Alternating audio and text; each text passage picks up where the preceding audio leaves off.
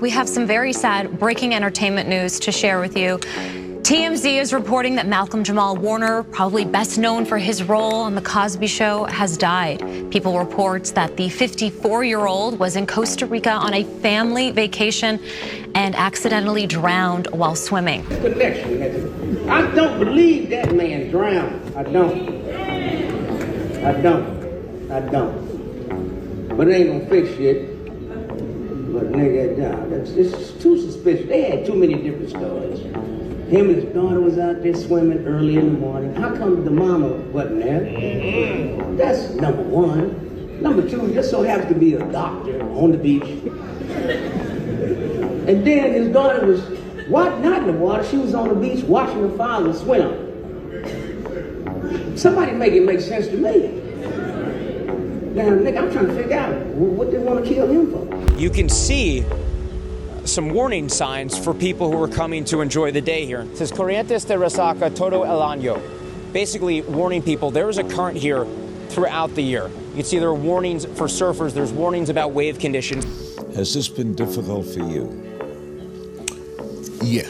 Struggling artists trying to make their way up, not getting the break that they needed. All of a sudden they stand next to the right guy and now you know that guy is dead and they're okay for life. Something about Malcolm Jamal Warner's death has never added up. From the very beginning, the whole thing felt strange. There were too many stories floating around, too many angles that did not line up, and far too many questions that were left unanswered. One day it was framed one way, the next day it was something entirely different, and through it all, nothing ever made sense. People talked, rumors spread, headlines came and went, and then just like that, the world seemed to move on. But the truth is, a lot of people never stopped wondering if there was more to this than what we were told. First, they said his daughter was there with him. Then came the odd detail about a doctor who just happened to be on the beach at the exact moment everything went down. On top of that, there were warning signs posted about dangerous currents that day. So why would Malcolm, a man who loved his family, knowingly take his wife and kids to a beach where the water was unsafe? And if his daughter was supposedly there, where was his wife in all of this? None of it lines up. None of it feels real. It is almost as if the story was stitched together in pieces, each one raising more questions than it answers. Now Eddie Griffin is stepping up and saying what no one else has dared to say. He is not tiptoeing around it or softening his words. He is making it clear that this was not what it appeared to be. According to Eddie, Malcolm's death was not just another sad Hollywood story. It was a setup. And for the first time, someone from the inside is breaking the silence and calling out the uncomfortable reality that most people have been too afraid to touch. Eddie's words hit differently because he is not just speculating. He is pointing out details that make you question everything you thought you knew. He is connecting the pieces that have been sitting in plain sight and forcing everyone to admit that something about this situation has been wrong from the very start. If Eddie Griffin is right, then this was not an accident. It was calculated, it was planned, and it is time the world finally stops looking away, because the more you hear Eddie talk, the harder it becomes to believe the official story. This is not gossip. This is not a wild conspiracy. This is a man with the courage to say out loud what so many have been thinking in silence. And once you hear him lay it all out, you will never look at Malcolm Jamal Warner's death the same way again. Eddie Griffin is not holding back, and this time, he is putting the spotlight on a story that has been bothering a lot of people. Warner's death does not sit right. The official version is neat and simple, but nothing about it feels real. And according to Eddie, the more you look at it, the stranger it gets. From day one, the narrative has been shifting. At first, reports said Malcolm drowned while trying to save his daughter. Then that changed. Suddenly, they told us his daughter was never in the water to begin with. Which is it? And if that was not enough,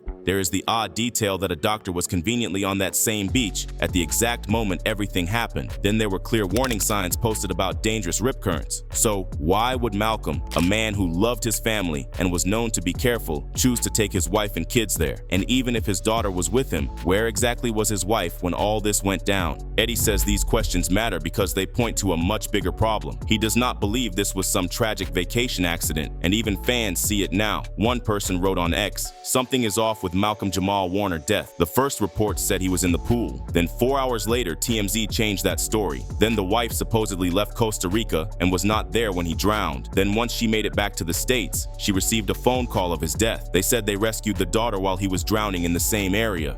but the wife said he took an early morning swim by himself, which implies the daughter was not there, so how would she be rescued? Another added, he knew too much about the abuse of child stars and who perpetrated. That's what happened to him. He believes this was staged. He believes Malcolm was a man who had stepped outside of Hollywood's control, and the industry has a long history of punishing those who do not fall in line. Eddie lays it out in a way that makes you stop and think. He was not some forgotten child actor. He was the heart of The Cosby Show, a young black man who grew up on television as an example of intelligence, discipline, and grace. He carried those same values into adulthood, staying away from scandals, protecting his daughter from the spotlight, and refusing to be used as a pawn for publicity. While other celebrities were parading their families online, Malcolm kept his private life sacred. He was a man who loved quietly, who lived on his own terms, and who would not play Hollywood's game. And to Eddie, that is exactly why he believes Malcolm became a problem for the powers that be. Now look at the details of what happened. Playa Grande in Costa Rica is not just another beach. It is known for its deadly rip currents. There were no lifeguards on duty that day. None. The only thing on that beach were signs warning tourists not to swim. Yet somehow, Malcolm still ended up in the water. According to the official story, he and a friend were pulled under by the current. His friend survived. Malcolm did not. Surfers rushed in, people tried to save him, and CPR went on for 45 minutes. Even a defibrillator was used, but nothing brought him back. Meanwhile, lifeguards who could have made a difference were stationed at another nearby beach. To Eddie, this is not coincidence. This is a setup hiding in plain sight. And the strangest part, the media has been quiet about all of it. They gave the story a headline, repeated the official version, and then moved on. No follow-up, no investigation, no real questions asked. According to Eddie, this is exactly how it works. When a black man in this industry refuses to play their game, he either gets ignored, discredited, or worse. And once he is gone, suddenly, the tributes pour in. Suddenly, they want to honor him. Eddie calls it the same script every time. They only love you when you cannot speak for yourself. Eddie is not saying this to stir up gossip. He is saying it because Malcolm's death is full of red flags that nobody else is willing to talk about.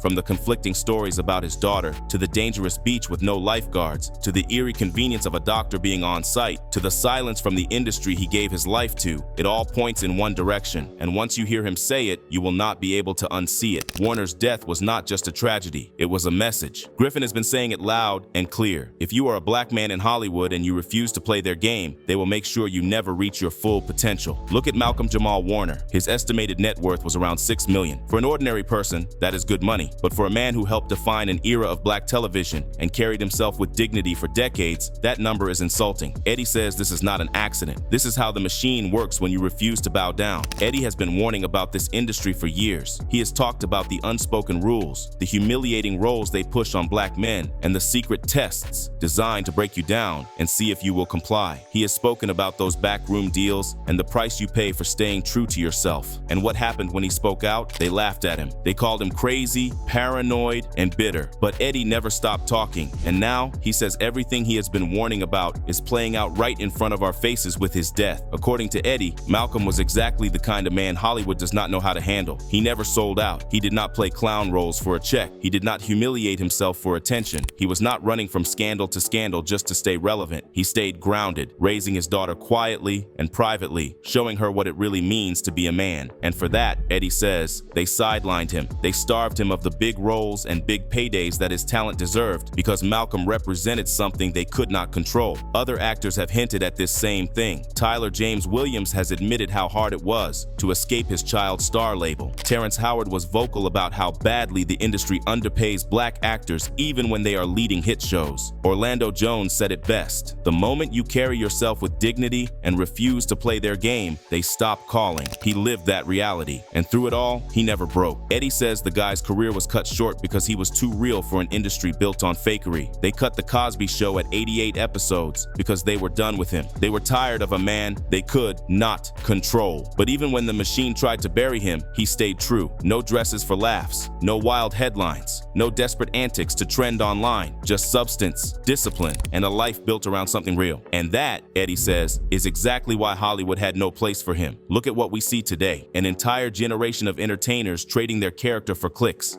flashing money that is not theirs, acting out scandals to stay relevant, rapping about death like it is a joke, showing up to Fashion Week painted up in costumes for attention. They call it winning. Eddie calls it a circus. Meanwhile, Malcolm was the opposite of that. He stood for something. He showed what it meant to stay solid when the world around you is fake. And now that he is gone, only in death is the industry pretending to respect him. Eddie calls it the oldest trick in the book. They ignore you while you're here, and they worship you when you cannot speak for yourself. And that is why Eddie Griffin is not staying silent. He is not just talking about Jamal's death. He is talking about the system that made it possible, and he is daring people to start paying attention before the next accident happens. He says the truth about Hollywood is ugly, and Jamal's life and death prove it. The way Eddie sees it, this industry is built to reward puppets, not real ones. They dress the puppets up in diamonds, throw them a few deals, and keep them smiling while they dance for the cameras. When I see that they put every black man in the movies in a dress at some point in their career, I'll be connecting them down like, wow, these brothers gotta wear a dress.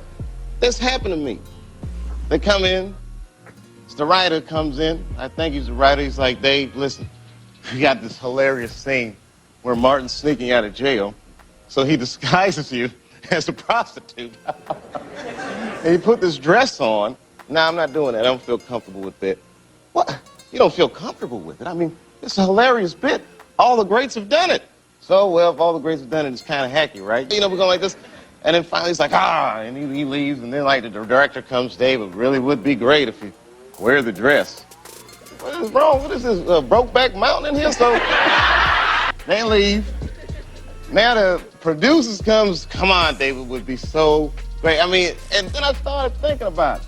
Why are they putting us in these dresses? Meanwhile, men with integrity like Malcolm Jamal Warner, men who stand for something, get pushed aside and ignored until the world barely notices them anymore. That is the game, and Eddie says we have all been watching it happen in plain sight. Eddie has been warning people about this for years. He has talked about how this business has a closed circle, a hidden club that picks and chooses who gets to win and who gets left out. And if you are not willing to bow down, you do not get invited in. He says it is the same reason why men like Dave Chappelle and himself were blackballed. They would not play along. They would not wear dresses on screen for a laugh. They would not humiliate themselves for approval. And for that, they were punished. Eddie even recalls moments where less talented comedians were handed roles and checks he earned, all because he refused to bend. And now, he says, that exact same energy is written all over Malcolm Jamal Warner's story, because Malcolm was cut from the same cloth. He did not need to shout or make noise. His life spoke for him. From the very start, he was grounded. Raised in Jersey City by his single mother, Pamela Warner,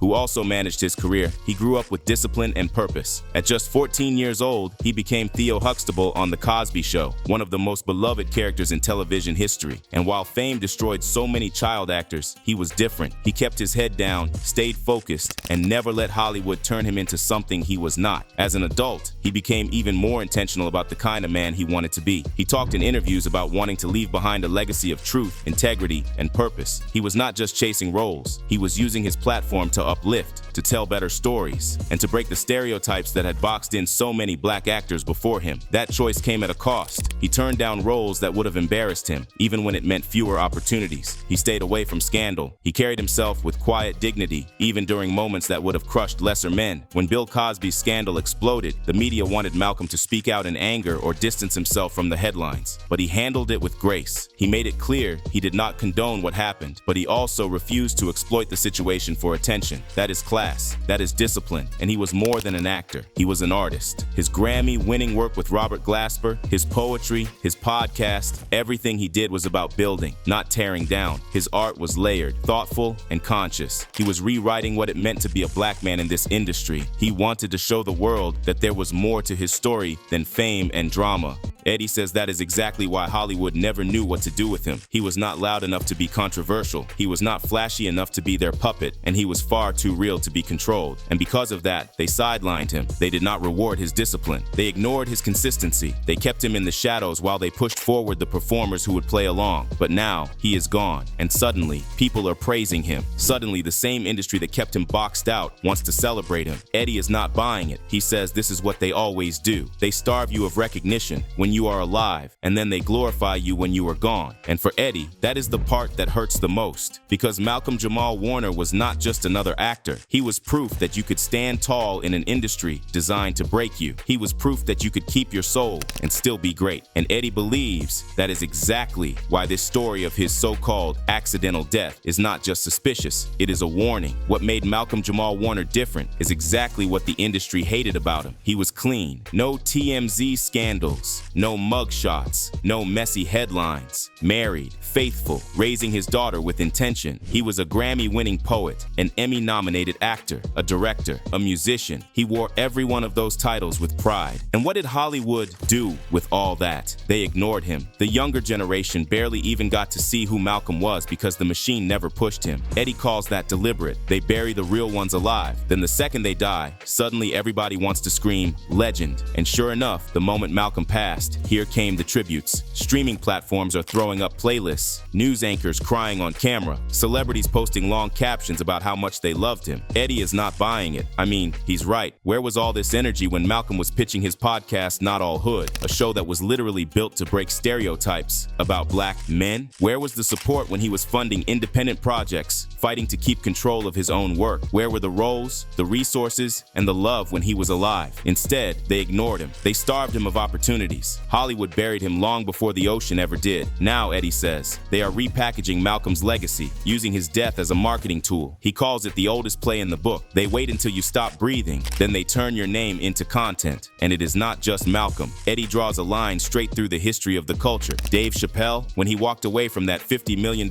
Comedy Central deal, they called him insane. They painted him as unstable because he refused to turn his show into what he called a minstrel act. That is what happened to Kat. That is what happened to Malcolm. And Eddie warns that if nothing changes, it will keep happening to every black man in this industry who dares to be real. This machine does not respect authenticity. It tolerates it only when it is profitable. It celebrates it only after you're dead. Look at the pattern. Nipsey Hussle, ignored until he was murdered. Then suddenly they called him a visionary. Chadwick Boseman, quiet, focused, powerful. They treated him like royalty only after he was gone. Lisa, Left Eye Lopes. Fife, dog. Michael Jackson. Malcolm's death is more than a tragedy. It is proof. Proof that a man can do everything right, live with integrity, raise his child, avoid scandal, build real art, and still be invisible until the day he dies. And now the same industry that ignored him is blasting out old clips, running tributes, and using his name to drive views like they suddenly cared. And here's the part Eddie and all of us cannot stop talking about. He says if Malcolm's death does not wake people up, nothing will. Because the tributes will fade, the tweets will dry up, Hollywood will move on to its next trend while everything Malcolm stood for gets buried. Unless we start calling it what it is. Because to Eddie Griffin, Malcolm Jamal Warner did not just die in an accident. He was erased twice. First by the industry that boxed him out while he was alive. Then by the silence that followed his death. And if we do not start listening now, Eddie says, we are going to keep watching the same script play out again and again. This was not just a drowning. This was a man who stood his ground in a world that punishes men for being real. And Eddie believes that is exactly why his death does not make sense. He lived the kind of life Hollywood hates. No scandals, no mugshots, no desperate headlines. Married, faithful, raising his daughter with love and intention, Grammy-winning poet, Emmy-nominated actor, director, musician. He wore every one of those titles with pride, and still he was ignored. They did not promote him. They did not push him. The younger generation barely even knew who he was because, as Eddie puts it, they bury the real ones alive. And then, the moment he dies, suddenly the industry turns into a tribute machine. Streaming services rolling out playlists, news anchors crying, celebrities posting long captions. Eddie does not buy it. Where was all this love, he says, when he was trying to fund his independent projects? Where was the support when he launched Not All Hood to break stereotypes? Where were the roles when he was still here? Instead, they boxed him out. They erased him while he was breathing. And now they are rebranding his legacy to make a profit off his name. Eddie calls it the same tired playbook. They ignore you alive. They sell you dead. And to him, this case is the clearest example yet. And this is where Eddie connects it to something far darker. He says, if you really study what happened in Costa Rica, the whole thing reeks of a setup. First, the story kept changing. At first, they said he drowned trying to save his daughter. Then suddenly, his daughter was never even in the water. Then, there is the strange detail of a doctor conveniently being on the beach. beach. And that beach? Playa Grande is infamous for dangerous rip currents. There were warning signs posted everywhere, and still, Jamal, known for his cautious, disciplined nature, allegedly went in with his family nearby. Eddie is not buying it, and the rescue, even stranger. No lifeguards, none. CPR for 45 minutes, a defibrillator, and somehow, the man who survived decades in Hollywood just happened to die under the most suspicious circumstances imaginable. Eddie says this is not just bad luck, this is the cost of refusing to bow down. Malcolm did not sell out. He did not humiliate himself for Hollywood. He did not play their game. And in Eddie's words, when you do not dance for the moguls who run this business, they make sure you never speak again. He ties it back to the pattern we have seen over and over. Dave Chappelle walked away from a $50 million deal because he would not turn his art into a minstrel act, and they called him crazy. I'm glad you're here. Everybody wants to know, why'd you walk away from $50 million? I wasn't walking away from the money. I was walking away from the circumstances with the newfound plateau. Yeah. It was completely outside of my frame of reference. I've been in show business since I was 14. I've heard the stories, seen these kinds of things play out in front of me. I mean, you see before, look, Mariah Carey made a $100 million deal, and 3 months later, she's all of a sudden mysteriously crazy. Or Martin Lawrence punches through and he's waving a gun on the street screaming, "They're trying to kill me." Yeah, we hear those stories. And it always happens around the time of their career where it seems as though they're crossing over the next plateau. Yeah. It's incredibly stressful. Yeah. And I felt like in a lot of instances, I was deliberately being put through stress because, when you're a guy that generates money, people have a vested interest in controlling.